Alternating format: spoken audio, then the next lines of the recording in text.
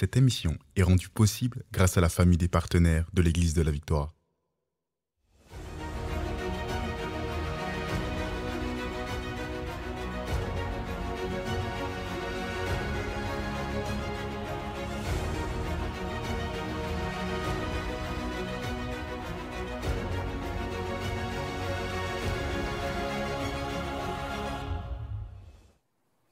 Bonjour tout le monde et bienvenue à l'émission Parole de foi. Ici le pasteur Joel Spinks. Quelle joie d'être là avec vous aujourd'hui pour passer du temps merveilleux dans la parole de Dieu. Aujourd'hui, on commence une nouvelle série sur la sexualité selon Dieu.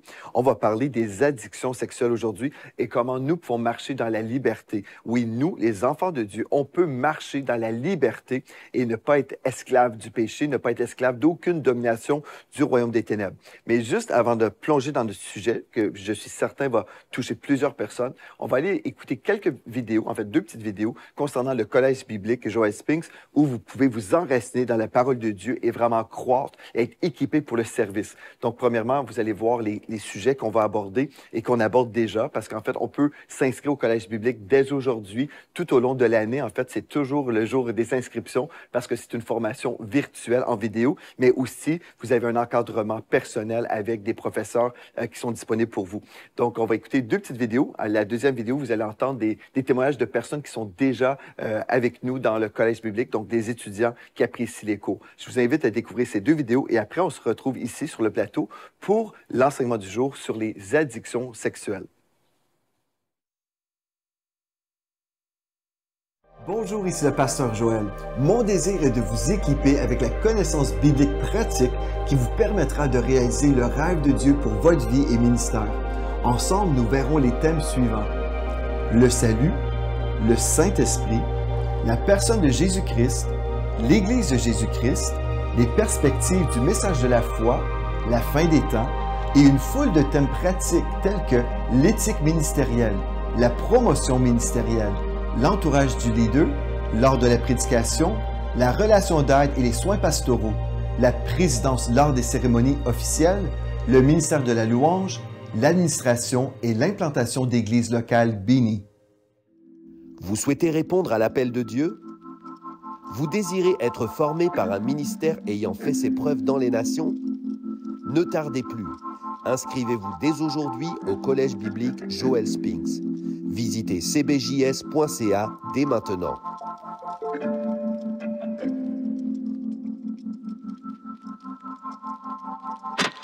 Cette formation, c'est vraiment une opportunité, je vais dire inespérée, parce que d'abord, ça se fait en ligne, c'est quelque chose d'accessible. J'aurais dû avoir ça bien plus tôt. Il y a des richesses et des pépites, vraiment. Il y a cette même intégrité, il y a cette même... voilà, c'est toujours le même message qui est délivré. Il donne des bons points de repère, puis une bonne fondation aussi. J'aime aussi que ça nous aide à réaliser que Dieu, c'est un Dieu de parole. C'est vraiment une expérience qui me porte à aimer davantage le Seigneur, à faire la lecture de la parole de Dieu, mais avec beaucoup plus d'intérêt maintenant. J'apprends beaucoup. Ça me permet de me tremper encore de plus en plus dans la parole. Cette formation-là, tout nouveau croyant devrait la suivre.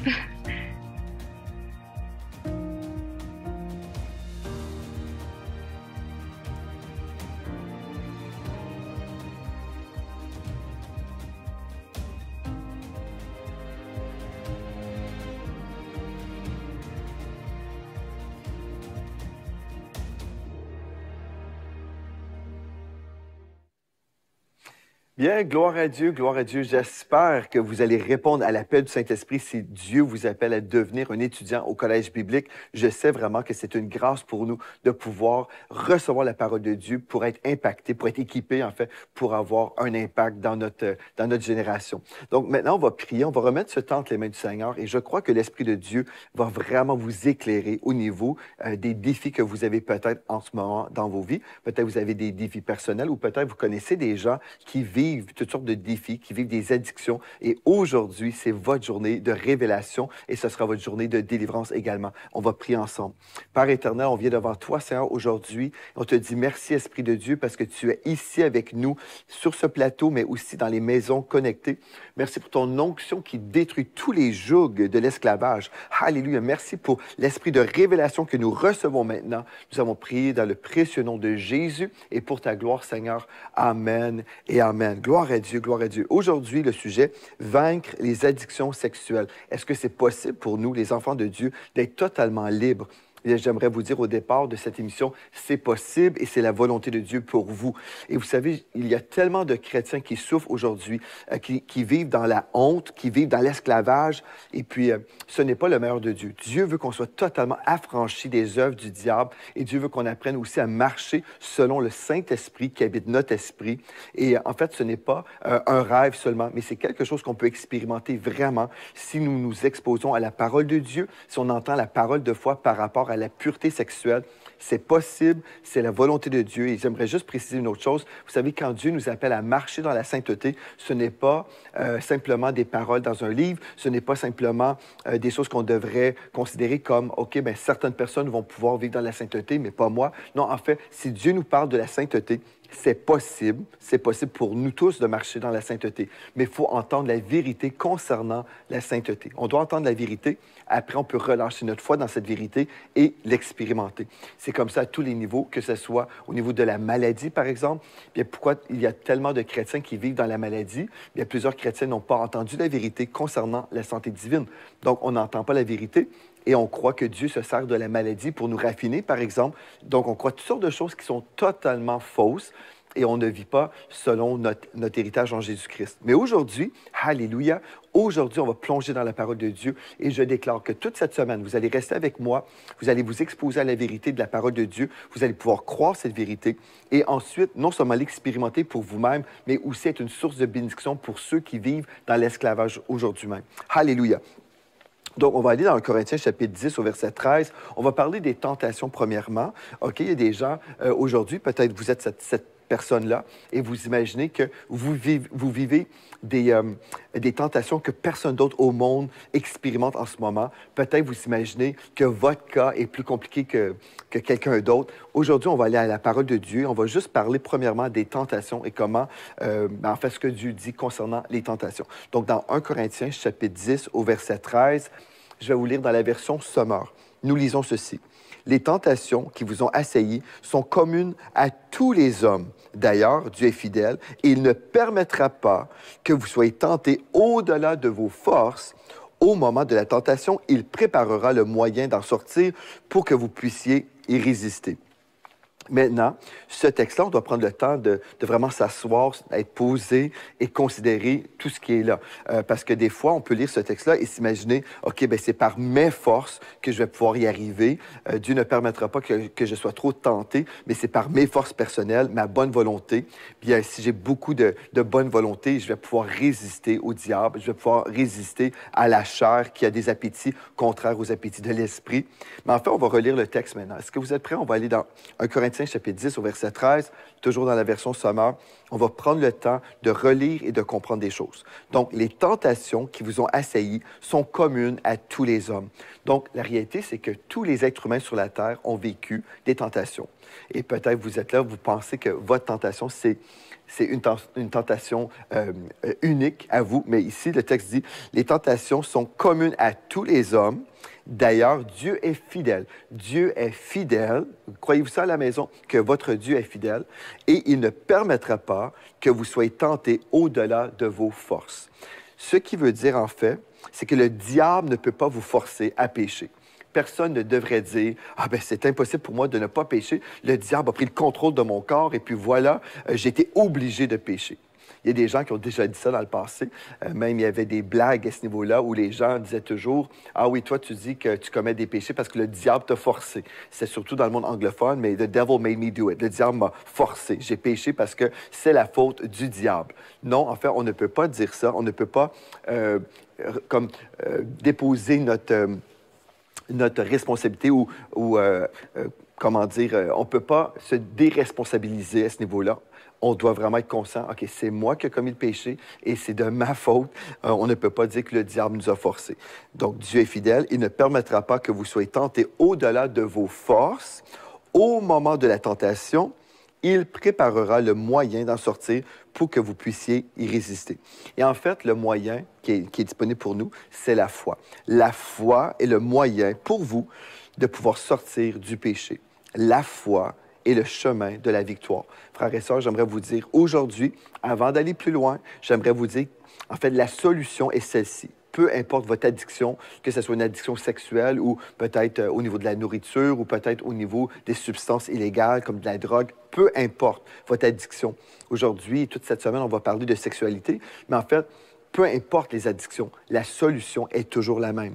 Jésus est la solution, Jésus est la réponse et la foi est votre chemin et le moyen par lequel vous pourrez sortir de la tentation. Et vraiment, j'aimerais que vous puissiez vraiment considérer ce que je suis en train de vous dire, souligner ça dans votre Bible. Vous pourrez écrire des notes là, à côté de 1 Corinthiens chapitre 10, verset 13. La foi est la solution pour vous. La foi. Et vous allez voir pourquoi. C'est pas simplement une croyance, c'est pas un système de croyance seulement quand je parle de la foi, mais littéralement, votre solution pour la victoire est au niveau de votre foi. Amen. Donc, on va aller ensemble dans 1 Corinthiens chapitre 1 au verset 18. Une chose que je veux vous dire, et je vais répéter sûrement tout au long de cette série, en fait, c'est que plusieurs chrétiens luttent contre le péché. Ils sont engagés dans une lutte contre le péché. Et ce n'est pas le chemin de la victoire. Le chemin de la victoire sur les tentations, en fait, c'est une question de foi. Donc, je vais exercer ma foi dans le Seigneur Jésus-Christ qui m'a libéré il y a 2000 ans. Je vais placer ma foi dans la parole de Dieu. C'est une question de foi et vous allez voir pourquoi c'est important. Parce que le texte dit, Dieu ne permettra pas que vous soyez tentés au-delà de vos forces. Ce qui veut dire, je suis responsable, le diable ne peut pas me forcer. Ceci dit, je ne suis pas dépendant de mes forces personnelles pour vivre dans la victoire. Je vais le répéter, je ne dépends pas de mes forces personnelles pour vivre dans la victoire. Je vais dépendre de la puissance de Dieu. Je veux le redire parce que, frères et sœurs, on a tellement entendu des choses contraires et c'est tellement important pour vous de comprendre aujourd'hui, ce n'est pas par votre bonne volonté, ce n'est pas par votre puissance personnelle que vous arriverez à vivre dans la victoire par rapport aux addictions. Vous avez forcément besoin d'avoir la puissance de Dieu qui va venir sur vous pour expérimenter la victoire, mais pas simplement une victoire, mais la victoire quotidienne. Tous les jours, vous pouvez marcher dans la victoire, mais ce n'est pas par votre force personnelle, c'est par la puissance de Dieu. Et je prends le temps de l'expliquer et de me répéter parce qu'on a tellement entendu de choses et on a vraiment besoin aujourd'hui d'entendre la vérité par rapport à ça. Donc, tout au long de cette série, on va découvrir en fait la puissance de Dieu qui est disponible pour nous, les enfants de Dieu. Donc, 1 Corinthiens chapitre 1, verset 18 nous dit ceci. La prédication de la croix, OK, la prédication, quand on entend des messages sur la croix, mais qu'est-ce que ça veut dire la croix? On va y revenir. La prédication de la croix est une folie pour ceux qui périssent, mais pour nous qui sommes sauvés, elle est la puissance de Dieu. Elle est une puissance de Dieu. OK, la prédication de la croix. Ici, on ne parle pas simplement d'un poteau. OK, on ne parle pas d'un arbre ici. Quand on parle de la croix, on parle de l'œuvre de la rédemption. Donc, la prédication de la rédemption, de ce que Jésus-Christ a fait pour nous il y a 2000 ans. La prédication par rapport à la rédemption, l'œuvre de la rédemption, est une folie pour ceux qui périssent, pour les perdus de ce monde et même pour certains chrétiens peut-être. C'est une folie pour ceux qui périssent, mais pour nous qui sommes sauvés, elle est une puissance de Dieu. En fait, la puissance de Dieu réside dans la prédication du message de la rédemption. J'ai besoin de savoir ce que Jésus a fait pour moi. On a vraiment besoin de comprendre ce que Jésus a fait pour nous, pour qu'on soit libre. Donc, la prédication, l'enseignement, ces messages de foi concernant la rédemption, la prédication de la croix, est une folie pour ceux qui périssent, mais pour nous qui sommes sauvés, elle est une puissance de Dieu. Et c'est cette puissance dont nous avons besoin pour vivre dans la victoire. C'est la puissance de Dieu. Ce n'est pas notre puissance personnelle, notre bonne volonté. Certainement, notre volonté doit être engagée pour vivre dans la victoire. Je dois vouloir vivre dans la victoire parce que si j'exerce ma foi dans l'œuvre de la croix, c'est parce que je veux exercer ma foi. Je ne suis pas un robot, donc ma volonté doit vraiment être engagée. Vous savez, frères et sœurs, il y a beaucoup de chrétiens qui disent « Ah, brise-moi, Seigneur, je vais être brisé. » Il y a cette doctrine du brisement du chrétien. En fait, Dieu ne veut pas que notre volonté soit brisée. Non, ce n'est pas la volonté de Dieu. Dieu ne veut pas que notre volonté soit brisée. Il veut que notre volonté soit soumise à sa volonté. C'est ça ce que Dieu veut. Il veut que notre volonté soit engagée dans les bonnes choses. Il ne veut pas qu'on soit brisé.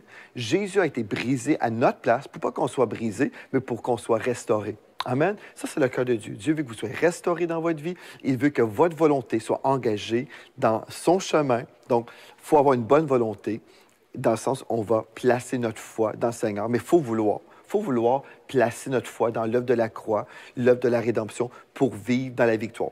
Jusqu'à présent, peut-être vous êtes là et vous dites, Pasteur Joël, je ne comprends rien là, par rapport à l'œuvre de la rédemption. Je ne comprends pas ces choses. Restez avec moi tout au long de cette semaine. Vous allez voir, en fait. Et si vous avez vraiment soif, vous voulez apprendre des choses concernant les profondeurs de la rédemption.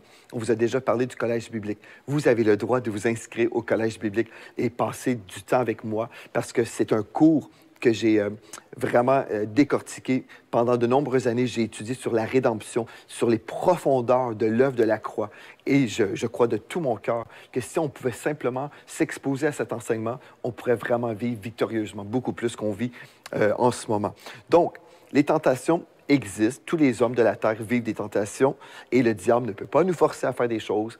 Nous sommes responsables de nos gestes, nous sommes responsables de nos choix et on peut aussi choisir la foi. Et on peut entendre le message de la croix, on peut entendre la prédication de la croix. Et quand je reçois la révélation par rapport à la rédemption, c'est une puissance de Dieu pour moi. Une puissance pour que je puisse vivre dans la victoire. Maintenant, OK, on va aller dans Galates chapitre 2 au verset 20, par rapport à la rédemption. Même si on ne passera pas 50 heures en ce moment concernant le sujet de la rédemption. On n'est pas à l'école biblique, on est ici à la télévision, mais on va quand même voir des choses qui sont essentielles pour nous tous. Dans Galates chapitre 2 au verset 20, nous lisons « J'ai été crucifié avec Christ. » Et vous êtes là, vous dites, Pasteur Joël, non, je n'ai pas été crucifié avec Christ, je suis vivant, je ne suis pas mort. Écoutez-moi très, très bien. Ce qu'on a besoin de comprendre maintenant, c'est notre identification à Christ. Pour vivre dans la victoire, j'ai besoin de m'identifier à Jésus-Christ qui s'est identifié à nous, la race de pécheurs, à nous les humains qui étaient pécheurs. OK? Donc Jésus, qui était parfait, il s'est identifié à la race des hommes, une race de pécheurs, lui qui était parfait, lui qui n'a jamais commis une seule faute. Jésus était parfait et c'est à cause de sa perfection, c'est à cause de qui il était, il a été l'agneau de Dieu. Il a été celui qui pouvait s'offrir en sacrifice pour mourir pour nous les pécheurs. Le Seigneur Jésus, en fait, lui qui était parfait, était celui qui était capable d'être puni, pas pour ses propres fautes, mais pour les fautes des hommes pécheurs. Et quand on réalise que Jésus s'est identifié à la race des hommes, il a été notre substitut. Il a été celui qui a parfaitement accompli l'œuvre de la croix, c'est-à-dire, en fait, si je comprends que Jésus a payé ma dette de péché, je peux comprendre qu'il a aussi payé pour ma victoire quotidienne. On va voir ça ensemble. Mais tout ça commence avec la réalisation que Jésus est mort sur la croix pour moi. Et quand Jésus est mort sur la croix pour moi, je peux me voir comme si j'étais moi-même crucifié à la croix pour mes propres péchés. Mais ce n'était pas moi à la croix, c'était vraiment Jésus-Christ qui était là à la croix, qui est mort pour moi. Lui qui était innocent, il a reçu la sentence que je méritais. Vous comprenez? Donc Jésus est mort sur la croix, il était là, il a été flagellé avant la croix sur le poteau de supplice dans le jardin de Gethsémani. Il suait des grumeaux de sang. Il a vécu des choses horribles. Il a vraiment souffert par amour pour moi, par amour pour vous. Wow! Donc, j'ai été crucifié avec Christ. C'est comme si c'est moi qui étais là sur la croix. Spirituellement, j'ai été crucifié avec Christ. Et si je vis aujourd'hui, ce n'est plus moi qui vis, c'est Christ qui vit en moi. Si je vis maintenant dans la chair, oui, je suis dans un corps physique, là. Si je vis maintenant dans la chair, comment est-ce que je vais pouvoir vivre dans ce corps de la chair? Je vis dans la foi au Fils de Dieu. Je vis dans la foi au Fils de Dieu qui m'a aimé et qui s'est livré lui-même pour moi. Wow! Il y a tellement de choses qu'on pourrait voir ici, frères et sœurs. Mais Christ s'est livré en sacrifice, oui, pour payer ma dette de péché. On est tous ensemble là-dessus. Les chrétiens vont toujours être d'accord par rapport à ça. Mais aussi pour me libérer de la domination du péché. Quand Jésus est mort sur la croix, quand Jésus a payé le prix pour notre dette de péché, il a aussi payé pour qu'on soit libre et qu'on puisse dominer sur le péché. Alléluia. Romains 6, 11 nous dit ceci. « Ainsi vous-même, regardez-vous comme morts au péché. » En fait, la clé là, pour la victoire quotidienne, j'ai besoin de comprendre que le Joel Spinks pécheur, vous avez besoin de vous voir là, en fait, la personne qui était dépendante, qui avait des addictions sexuelles, cette personne-là, elle est morte. Elle n'existe plus. Si vous avez fait de Jésus le Seigneur de votre vie, vous devez considérer que cette personne pécheresse, elle est morte. Alléluia. Donc, Romains 6, 11, je reprends. « Ainsi vous-même, regardez-vous comme morts au péché et comme vivants pour Dieu en Jésus-Christ. Que le péché ne règne donc point dans votre corps mortel et n'obéissez pas à ses convoitises. » Et on pourrait prendre le temps de lire Romains 5, 17 et on va prendre du temps plus tard dans d'autres émissions. Mais en gros, on a besoin de se voir comme étant mort au péché. Donc, l'identité du chrétien qui est le pécheur, en fait, plusieurs chrétiens disent « nous sommes tous pécheurs ». Non, nous ne sommes pas tous pécheurs. Certains sont pécheurs dans notre monde, mais d'autres ont fait de Jésus-Christ le Seigneur de leur vie. D'autres personnes, comme moi, j'ai fait du Seigneur Jésus mon Seigneur, mon Sauveur. Alléluia. Et aujourd'hui, à cause de l'œuvre de la rédemption, je suis maintenant saint. Je suis maintenant un enfant de Dieu en route vers le ciel. Je ne suis plus un pécheur. J'étais un pécheur. Mais à cause de l'œuvre de la rédemption, j'étais vendu au péché. Mais Christ m'a racheté. Il m'a libéré. En me rachetant de l'esclavage du péché, il m'a ensuite libéré du péché. Et aujourd'hui, Romains 4, 16 nous dit, en fait, au 6, 14, pardon, Romains 6, 14, aujourd'hui, le péché n'aura plus de pouvoir sur moi. Le péché ne pourra pas dominer sur moi. Alléluia. À cause de ma foi dans le rachat. Le rachat, vous étiez esclave au péché, mais le Seigneur Jésus a payé le prix pour vous. Je vais lire ça maintenant avec vous. Galates 3, versets 13 et 14, il est écrit « Christ nous a rachetés de la malédiction de la loi », c'est-à-dire, en fait, ce qui venait lors de la désobéissance à la loi. Donc, quand le peuple d'Israël commettait des péchés, il y avait une malédiction qui se rattachait à leur vie. Mais Christ nous a rachetés de la malédiction de la loi, étant devenu malédiction pour nous, car il est écrit « Maudit est quiconque est pendu au bois ». Donc, Jésus a été pendu au bois, il a été maudit à notre place. Lui qui était innocent, lui qui était béni, il a été maudit à notre place, afin que la bénédiction d'Abraham eût pour les païens son accomplissement en Jésus-Christ et que nous reçussions par la foi l'Esprit qui nous avait été promis. OK, gloire à Dieu. La foi dans notre achat. Je dois croire, en fait, ce que Jésus-Christ a fait pour moi, pour nous tous, en fait. Il a parfaitement accompli l'œuvre pour me libérer. Et quand je comprends ça, là, quand je comprends que Jésus a payé le prix pour que je sois libéré de toute forme d'addiction, c'est alors que je peux vivre dans la liberté. Il y a plusieurs années, j'étais à Miracle Channel, une chaîne de télévision anglophone en Alberta, ici au Canada. Et un jeune homme missionnaire dans une religion, il vient me voir, il vient nous voir en fait à Miracle Channel parce qu'il voyait sur le bâtiment le nom Miracle. Il est venu dans mon bureau me disant « Je cherche un miracle, j'ai besoin d'être libéré de l'esclavage au péché sexuel. » Il avait des désirs contre nature. Il disait « Est-ce qu'il y a de l'espoir pour moi? » Et j'ai dit « À cause du message de la croix que je vais te prêcher maintenant, tu vas pouvoir sortir de mon bureau totalement libéré une fois pour toutes. » Et vous savez ce qui s'est produit? J'ai prié pour lui. Mais je lui ai premièrement prêché le message de la croix que je vous prêche aujourd'hui, le fait que Jésus a pleinement payé le prix il y a 2000 ans. Il a payé le prix pour qu'on soit non seulement pardonné de tous nos péchés, mais qu'on soit libéré aussi de la domination du péché. Et je lui ai prêché ça. Et quelques temps plus tard, je le rencontre. Une semaine plus tard, 2 semaines plus tard, il me dit « Je suis totalement libéré de ces désirs contre nature. Aujourd'hui, je suis libre. » Il était tellement heureux d'avoir été libéré par la révélation de l'œuvre de la croix. Donc, est-ce qu'on peut vaincre les addictions sexuelles? Il n'y a pas humainement.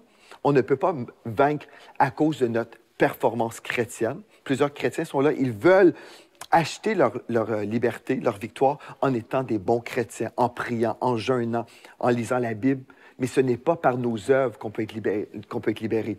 Oui, on va lire, oui, on va aller dans la parole, oui, on va aller à l'Église, on va faire ces bonnes choses-là, mais notre foi ne doit pas être dans ces choses-là.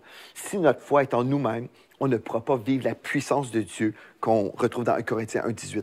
La puissance de Dieu vient lorsque notre foi est connectée à la source de la victoire, et c'est l'œuvre de la croix, ce que Jésus-Christ a fait pour nous il y a 2000 ans. On va continuer demain, on va continuer parce qu'il y a tellement de choses qu'on doit voir ensemble, mais aujourd'hui, je déclare sur vous, vraiment, par l'autorité du nom de Jésus-Christ, vous êtes libérés aujourd'hui de toute forme de dépendance. Gloire à Jésus-Christ, gloire à Dieu. On se retrouve demain. Merci d'avoir été là et rappelez-vous de ceci. En Jésus, vous êtes richement bénis.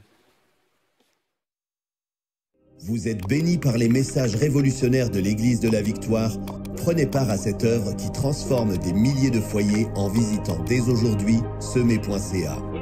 Devenez un partenaire mensuel ou un bâtisseur ou paramétrez vos dons de façon automatique en toute discrétion et sécurité. 100% de ce que vous semez sert à annoncer l'Évangile. Merci de croire avec nous.